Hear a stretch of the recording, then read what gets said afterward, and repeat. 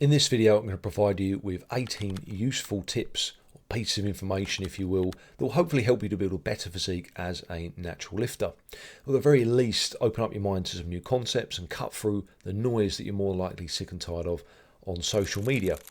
So for those of you that haven't seen my channel before, I'm Ross. I'm a lifetime natural bodybuilder and online coach, and I specialise in helping busy men achieve a more muscular physique while spending less time in the gym. So teaching good, effective minimalism concepts and workout abbreviation, stuff like that. So I have a few points to talk about. I've chosen 18 for this particular video because I've been training 18 years in a gym. I've learned a lot, made a lot of mistakes, and I'm going to share that with you now. So these are definitely points that I wish I knew kind of at the start of my journey, because I would have definitely made better progress. If this video is well received, I may do some more in this series. So just a reminder, if you do enjoy the video, then please subscribe. Check out my links in the description box. I've got a free newsletter that I give out once a week, and obviously all the coaching stuff as well. So let's get straight into it. The first point, so there are no exercises that you need to do. Nothing is irreplaceable. There's not one exercise that's important enough that without it, you're going to be unable to build a better body. And that goes for any muscle group.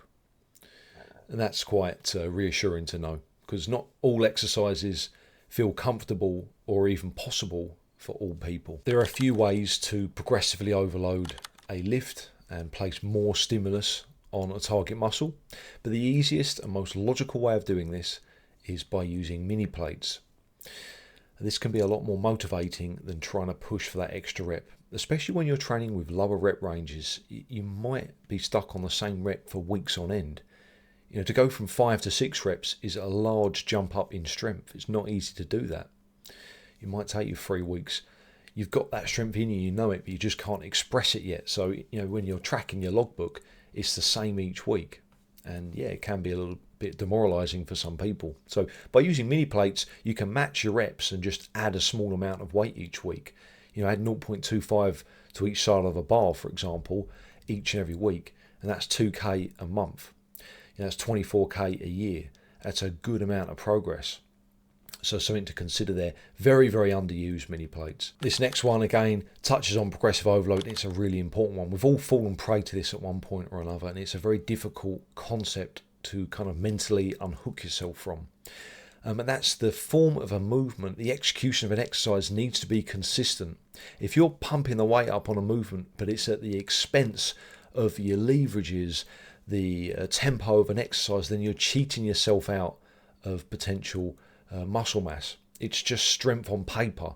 It's not going to actually amount to anything. And you know, as I said, this is a difficult problem to overcome, especially when you've been training a while. Strength's not easy to come by. You have to be very, very disciplined.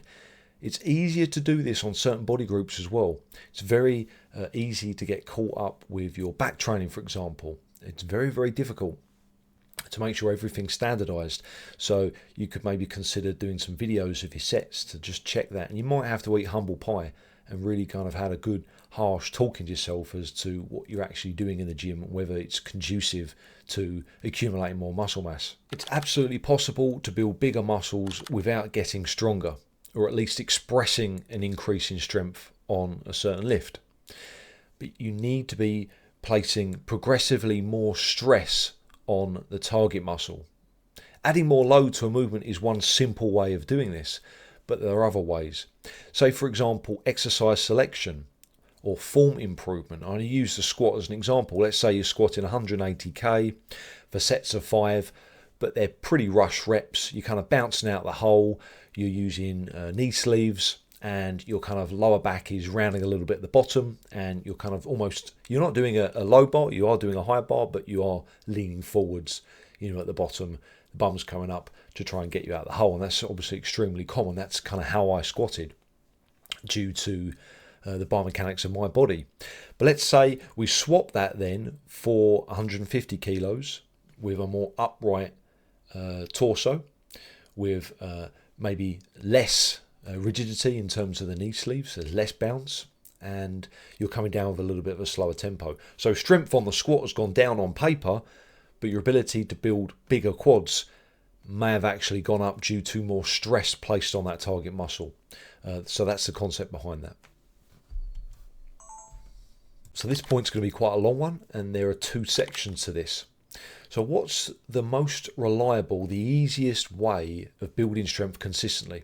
The answer is to gain body weight, and I don't mean specifically muscle mass. It can be fat. It doesn't matter. The numbers on the scale need to go up. That's going to drive performance up on the big lifts especially. But you have to remember that your strength that you express at that new body weight will be tied to that. And if you lose that weight thereafter, your strength will drop.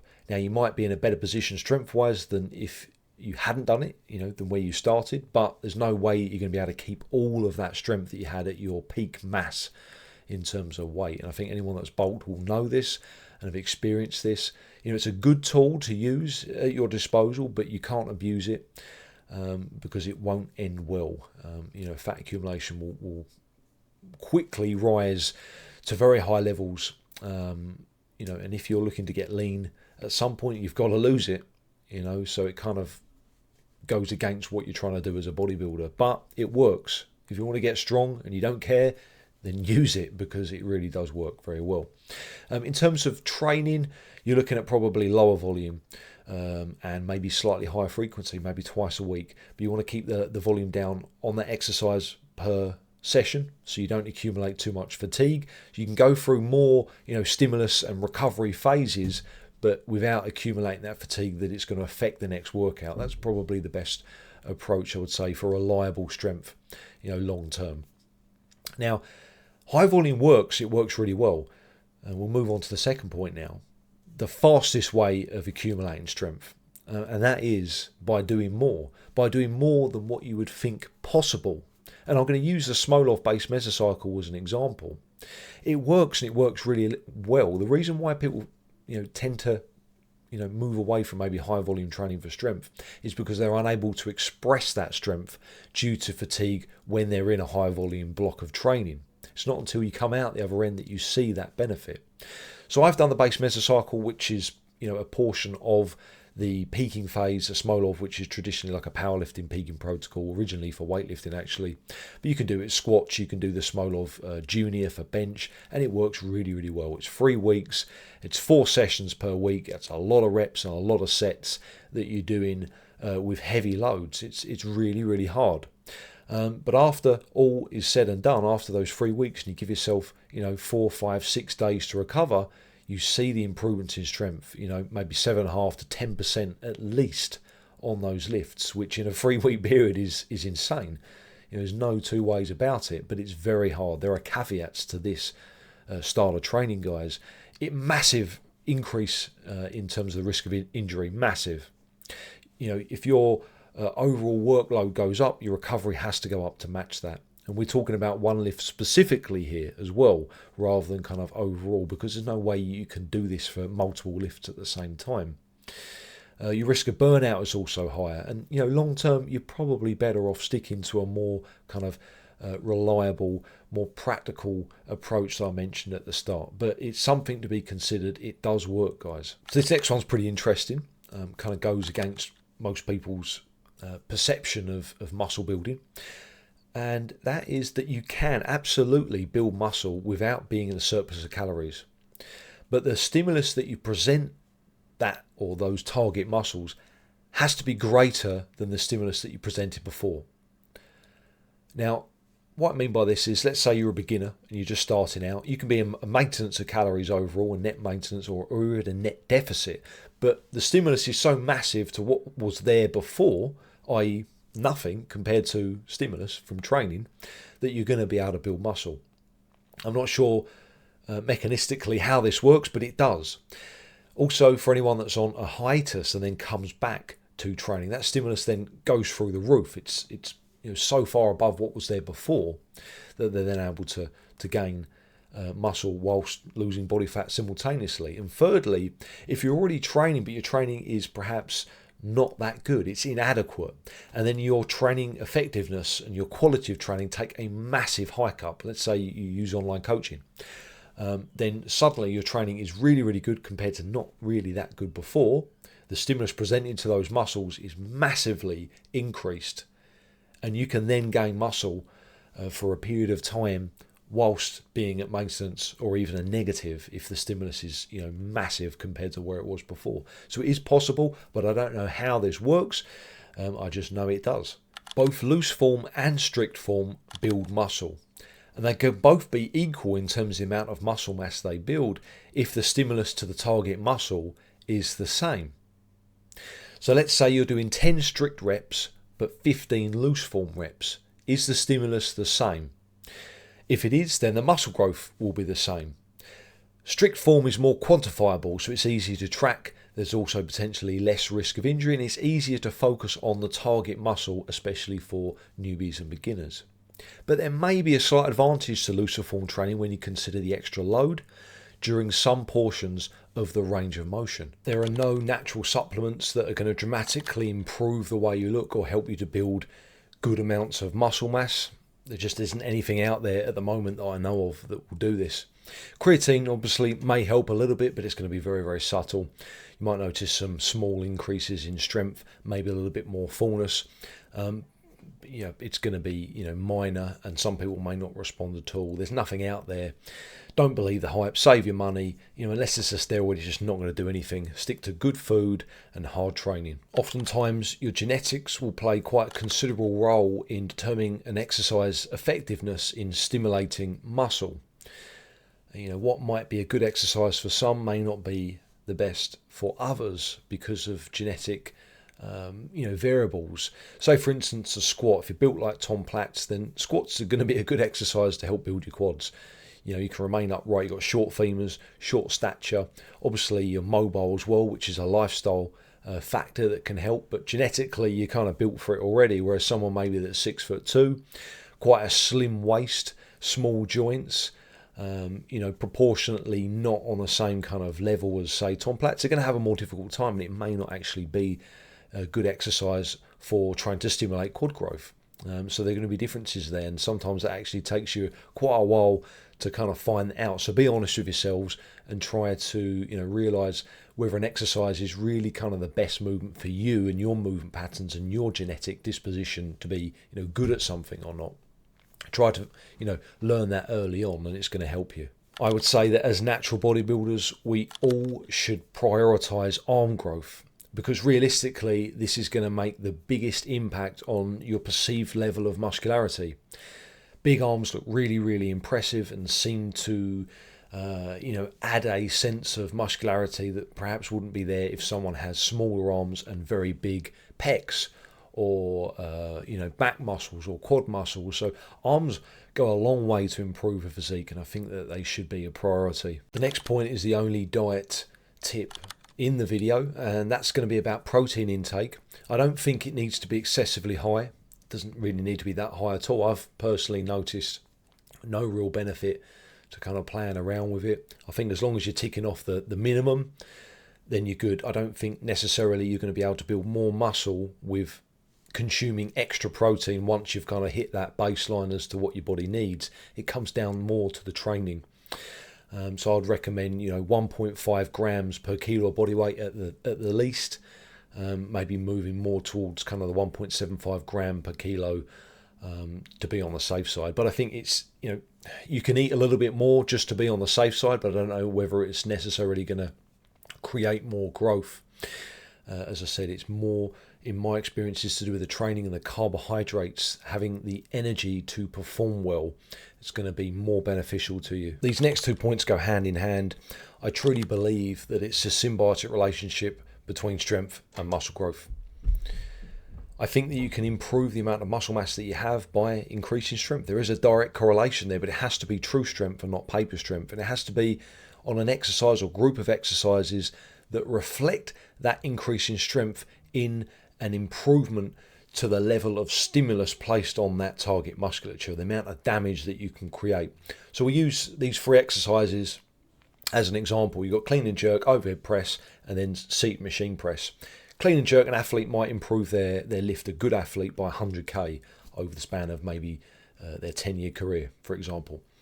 Are you going to see that reflected in their shoulder mass? Probably not, no. You're definitely not, because the movement is more momentum based. There's a lot more moving parts. It's a skill There's a lot of momentum and kinetic energy that goes into that. You'll see that improvement in their quads because their squat is very good and it's continually going up to try to drive their clean up, but not necessarily in their upper torso. That will be from other exercises if they are quite muscular. Then you've got the overhead press, which is kind of in the middle. It's still a skill that you need to learn. You can get better at it, and you can kind of cheat your way up in terms of strength on paper, but you may not directly increase the stimulus placed on the shoulders. You can widen your grip. You can use more bounce at the bottom. You can lean back a bit more. You know, there are lots of things that you can do to improve that. And then you've got the machine seated press, which although you can do kind of what you do on the overhead press with it, you still can kind of cheat your way to some improvements. It's much harder. It's much easier to be strict and very consistent with your execution.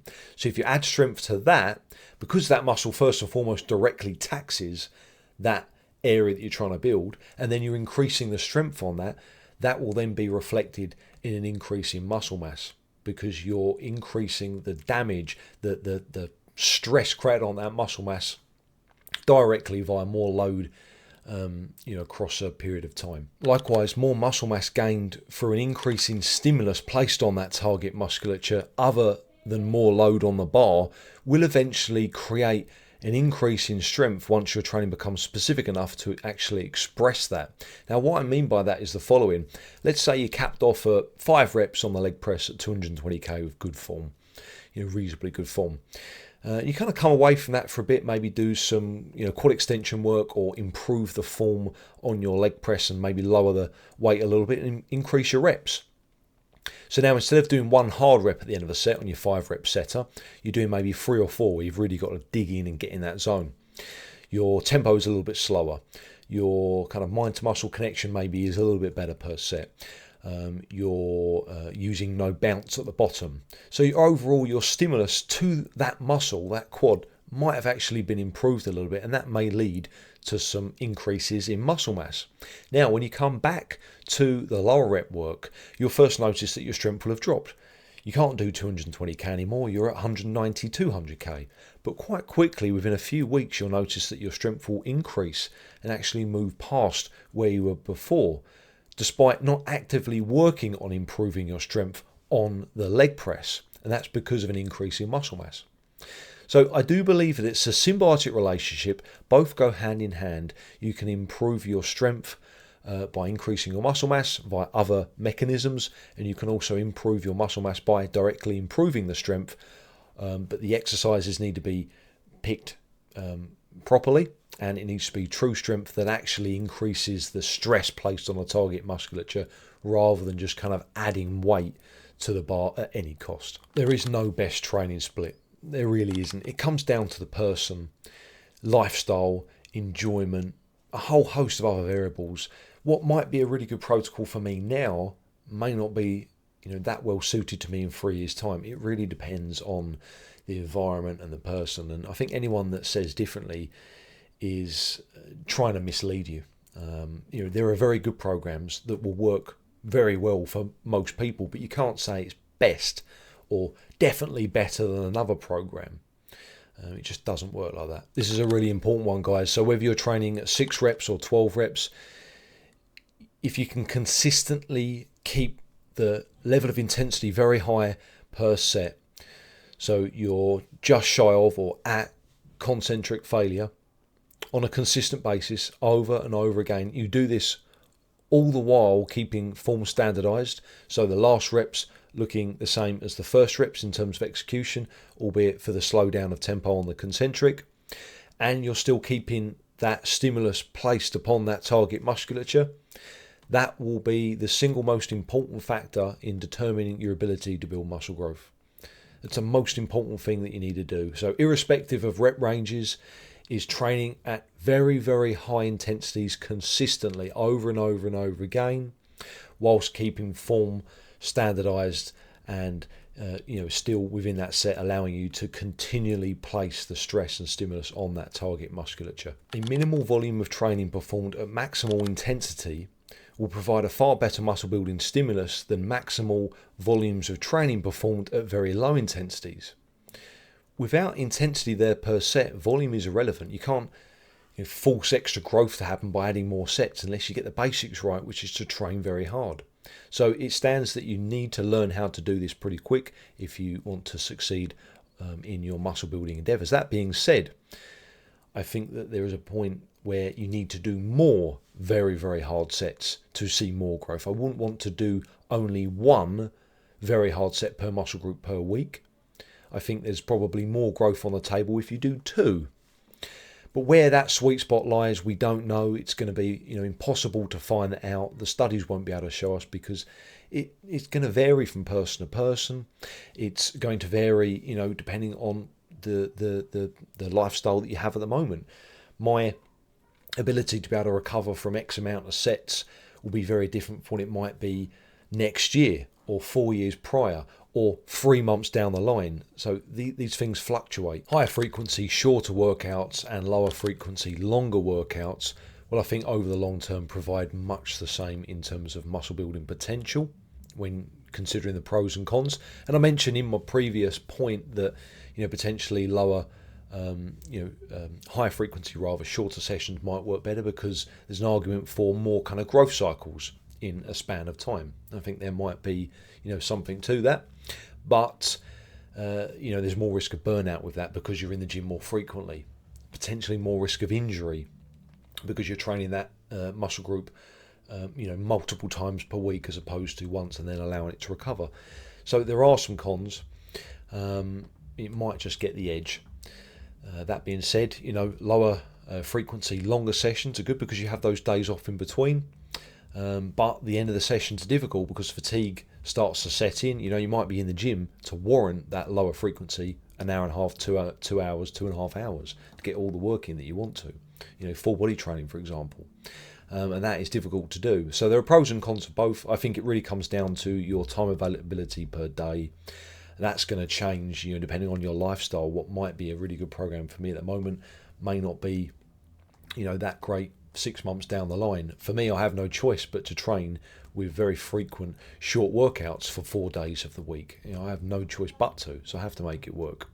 And later on that might not be essential. So I think they're more or less kind of the same when you consider the pros and cons over a long period of time. So hopefully you enjoyed the video, guys. If you found it useful, then please let me know in the comment section. Subscribe to see more. Also, I mentioned that I have some other points I'd like to talk about.